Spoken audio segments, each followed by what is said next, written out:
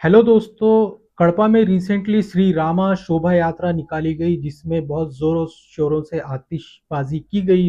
एक रॉकेट जाकर security guard के पेट में गया और वो उसका पेट फट गया और अपने अंतड़ियों को पकड़कर वो खड़ा हुआ था और मौके पर एम्बुलेंस आई और उसको लेकर गया हॉस्पिटल।